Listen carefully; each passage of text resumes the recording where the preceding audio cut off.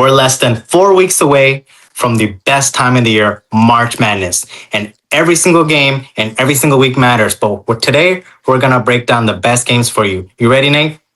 Let's do it. I am so excited. I can feel a buzz in the air. It's March, baby. We're almost there. All right, let's jump into it. The first game we have on the list is Kansas versus Texas Tech. Kansas taking that one. What are your thoughts? Huge game in the Big 12. It feels like every game in the Big 12 right now is huge. After this game, I've got Kansas at a 3 seed and Texas Tech sliding down to a 4 seed. Both teams are still in good spots. One thing to note here, no Christian Anderson for Texas Tech. He has been a demon this year. He has a good chance to make an All-American team, not just a Big 12 All-Conference team. They definitely felt that loss. It was Toppin's worst game of the year. He only had 10 points. And then Darren Peterson, we saw a full game from Darren Peterson. Not exactly his best performance, but he showed that even when he's not on, he can still make a difference, and he is that good. Hitting 2 threes down the stretch right there, including the game winner in the last minute.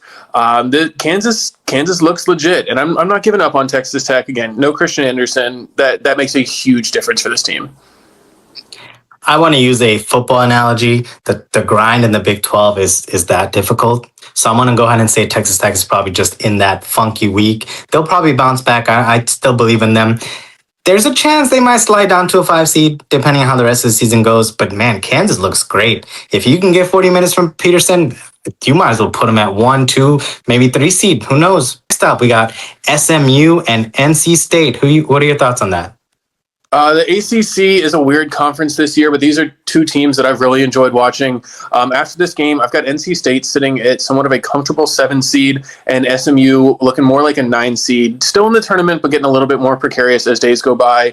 NC State also did knock off Virginia Tech this past week, putting the Hokies in a really dangerous spot.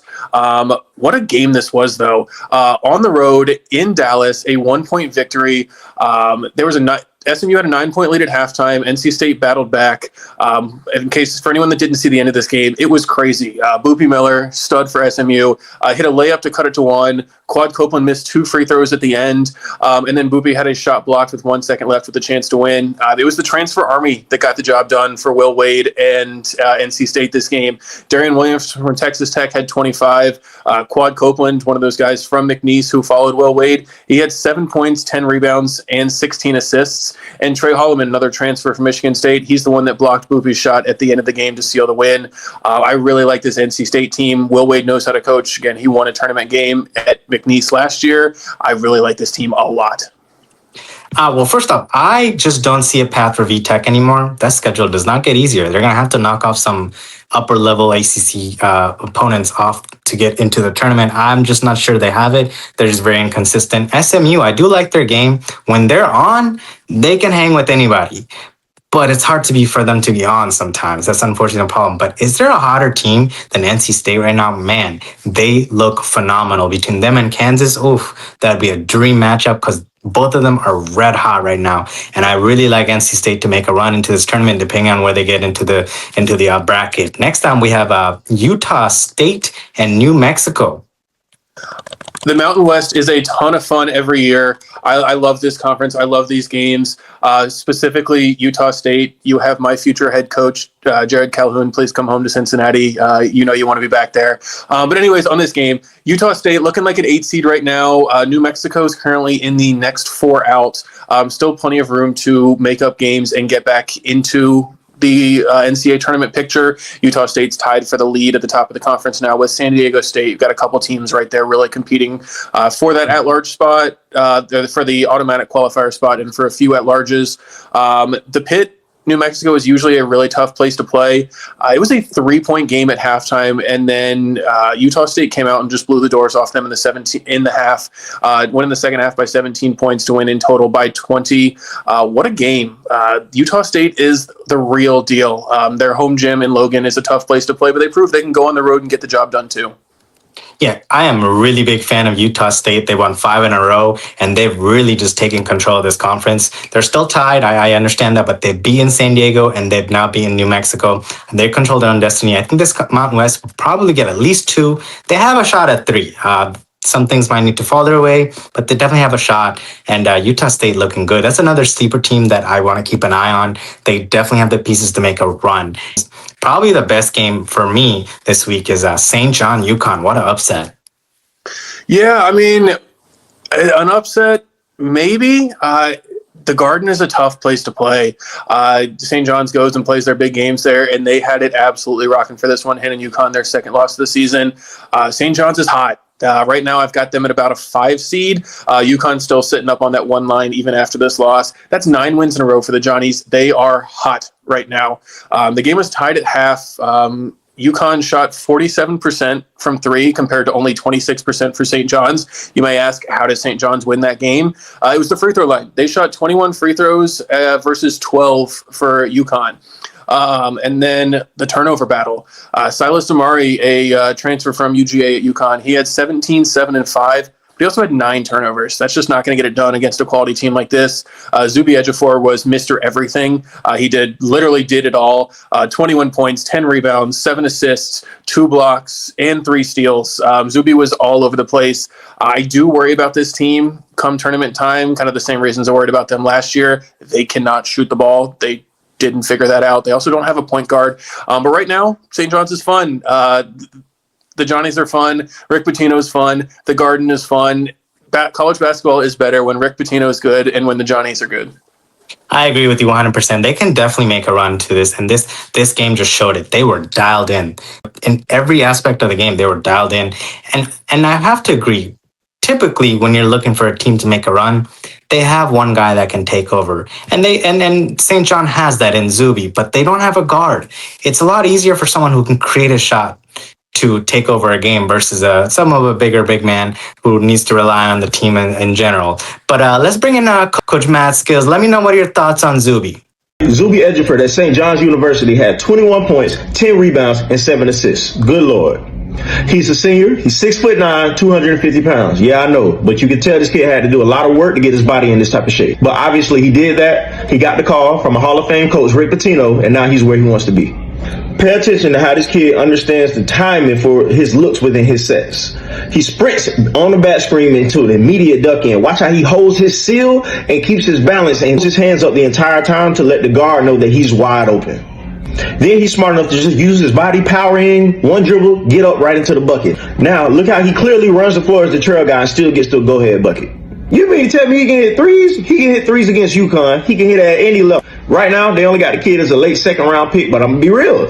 He can play at any level. Somewhere he's going to make basketball the rest of his life. The NBA is going to give him a shot. So parents, take notes. Zuby really is that real deal player, and St. John definitely has a chance. They are red hot on fire. Let's move on to our next game. We have Clemson and Cal. Very, very tough implications for the ACC in this one. Go ahead, Nate. So a huge trip to the West Coast for Clemson. They took down both Stanford and Cal on this California trip. Right now, Clemson's sitting at a 6 seed. Cal is still hanging around in the first 4 out. They're not completely done yet, but still plenty of chances to play their way back in. Clemson, quietly 13-1 in their last 14 games. Their only loss in that time coming to NC State. Don't look now, they're tied for first in the ACC. They never get the hype that a lot of the ACC teams do, but Brad Brownell's team does what they always do. They win games. They are super consistent. This game, honestly, it was never a contest. It was a 19-point lead at the half. 4 players scored in double figures for Clemson. One fun note, though, for Cal, Justin Pippen, the son of Scottie Pippen, he led the way with the scoring for the Golden Bears. But like I said, this Clemson team, they are consistent. They're never flashy. They're never talked about. But Brad Brownell gets wins and gets teams to the tournament. Well, up until the first 7 or 8 teams in the ACC, they're pretty much locked in. But SMU, VTech, and Cal, they have a lot of work to do. They have won the games that they were supposed to, but they struggle against, playing opponents that are tournament ready. Cal, I think, has the best opportunity out of VTech. But even for them, I do have them in my first out as well. That West Coast time slot, man, really helped them out sometimes, I feel like. But not this time. Clemson has been such a surprise for the year. You told me Clemson is going to be second place this late into, I would have laughed at you at the beginning of preseason. I got to give credit where it's due. Clemson has been on fire. But let's move on to our favorite conference because it is so hectic, the SEC. We got Tennessee, Kentucky. What are your thoughts? The Wildcats are back. They are ranked as of Monday, and they look legit again. Right now, Kentucky's comfortably in the tournament. Who would have thought we'd say that a couple months ago when people were calling for Mark Pope's head? We've got them as a 7 seed and Tennessee right ahead of them as a 6 seed. Kentucky's won 8 of their last 9 games. They're on fire right now, too. Again, did not see this coming. The Vols had a 14-point lead at the half, and they even had a lead with under a minute left to go. The Big Blue Nation did their job and defended their home turf. Kentucky won despite shooting only 26% from 3. You had Otega Owe dropping 21 points, doing what he does. I think the bigger story for me in this game, though, is Nate Ament, a superstar freshman, all everything, been kind of quiet early on in the season. He did drop 29 points, and that's becoming more of the norm. He had 28 in the game before that, averaging 24 over his last 7 games. He's really taken a step forward, finally, that a lot of people have been looking for. If he is playing like this, like the top 5 player that he's supposed to be, Tennessee's a dangerous team. I agree with you 100%. They have the superpower star, but they're a little inconsistent for me. In the beginning of the year, they were hot. They took down Houston. They looked good, but then they started to struggle a little bit. They're finding themselves again. This obviously, doesn't help the cause that they lost to Kentucky twice. But Kentucky, who would have thought? You're right. I certainly would not have thought. I like them a lot. They're heating up at the right time. They play well, balanced basketball.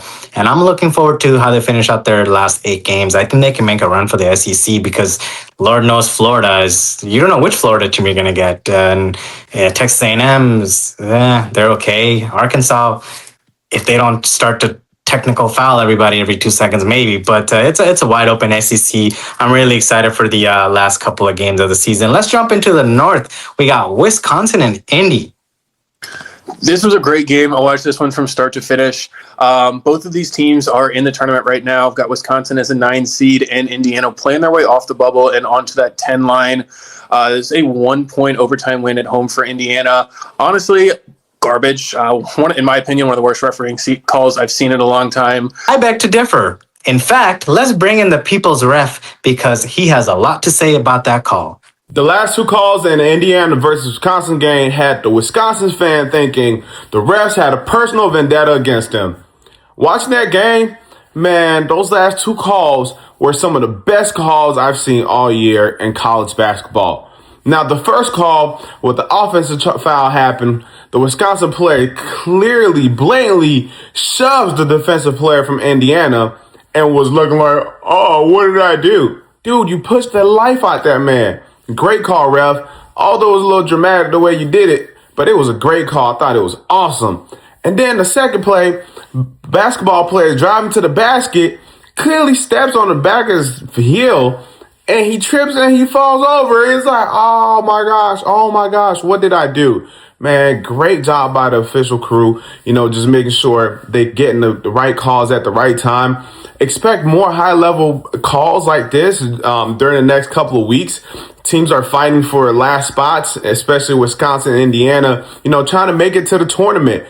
Man, I got my refs back on this one. Great job, refs. Definitely. Tell me what you think, Wisconsin fans. Man, that call really divided Big Ten nations because it could have gone either way, especially on that charge call. But let's finish up with Duke UNC, proud basketball royalty. What a game that was.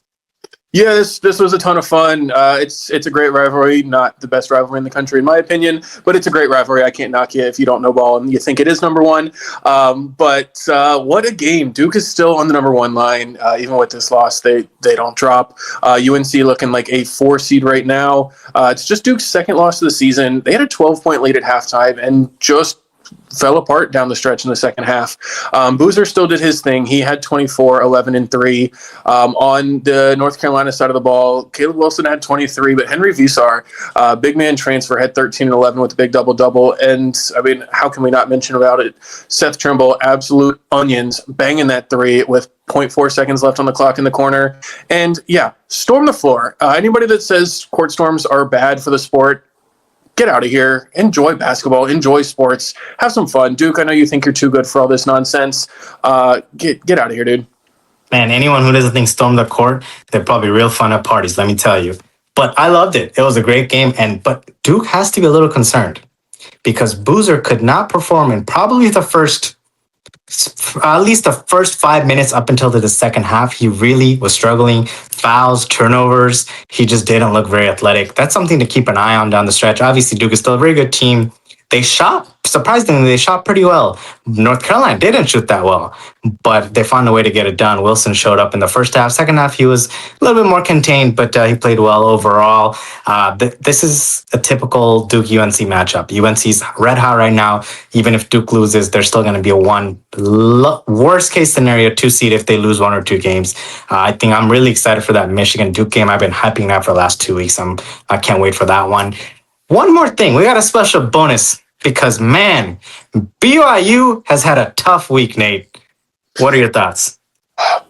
BYU cannot get the job done against these top teams. I'm not here to say that BYU is a bad team, but they are not performing against other top-level teams. I will say there's no shame in losing to Houston. Houston is the top-ranked 2 seed, in my opinion. They are very close to getting to that 1 line, and they have a chance to get there with the gauntlet of a schedule that they have coming up in front of them. BYU looking more like a 6 seed, maybe even a 7 seed right now. They just don't have that signature win, and again, they haven't beaten anybody of quality competition. Debanza had 28 points in this game, but it still wasn't enough. Flemings had 19, Sinak had 16, Manuel Sharp chipped in double figures of his own, JoJo Tugler had a double-double. This wasn't a crazy high turnover game, but it was still Houston playing a swarming defense. They held BYU to 40% from the field. Even if they're not forcing turnovers, they're forcing you into bad shots. This Houston team is terrifying. Also, one fun fact, Houston getting a 2 seed might not be the worst thing for them. If they stay on that 2 line, they have a chance to play their Sweet 16 and Elite games in their home gym in Houston. They won't have to travel if they get the 2 seed. If they get the 1, they won't be able to. But if they stay a 2 seed, they get to stay home for the Elite 8 and Sweet 16. That would be terrifying. If Houston can just make 40% of their shots, good game. It's over. That's how I see Houston, because that defense is elite. It's beyond elite. They're so good, and Flemings can take over the game at any second point. But back to BYU, they just do weird things at important moments. They can't seem to put a game together from start to finish. Debanza's obviously probably a top 3 pick, but it's what's around him, including him. He just makes weird decisions sometimes. They're a bit young. They're still figuring out. I get that, but I'm going to put you on the spot. Let me read off their schedule to you, and you tell me what seed they end up at. They have Baylor, Colorado, then at Arizona, home at Iowa State, home at UCF, at West Virginia, Cincinnati, and finish the year with Texas Tech. What do you see them as? There's a lot of winnable games on that schedule. There's a couple of really, really tough opponents in the Big 12, but you're also playing some of the softer teams. I truly think that BYU is going to end up around that 7 line. They're not necessarily a 7 seed that a 2 is going to want to play in the second round, because at the end of the day, this team has as much talent as almost anybody in the country. They're more than just Debanza, and you've got Rob Wright, you've got Richie Saunders, you've got a really good coach, you've got Keita down low, who's a beast of a big man who nobody wants to box out. They have the talent, and I'm not sure why they haven't been able to get over that hump. I think they're a team that's probably going to let a lot of people down in the tournament, or they're going to make some very dumb people look smart that pick them, and they just do AJ Debanza things, and he comes out on top. More importantly for me, though, I think Houston wins the national championship this year. I think Kelvin Sampson finally gets his ring. He's been so close so many years now. I think this is the year, and this is the team that gets it done. Man, that's a bold prediction. We still got about 8-9 games plus the tournaments coming up for the conferences. I mean, look, I can't blame you. They look polished, veteran, fundamentally sound. Everything just clicks. It really comes down to their shots sometimes. As for BYU, 5-3. 6-7 seed, 6 seed, maybe a 5 seed if they can win one of those ranked ones. But man, could you imagine playing BYU in your second round game? I would be furious. You thought last week's games were intense. We got a bigger, better, more intense slate of games because it's coming down to the wire. Teams are going to be playing their heart out. This is the absolute best time of the year. Check us out next week.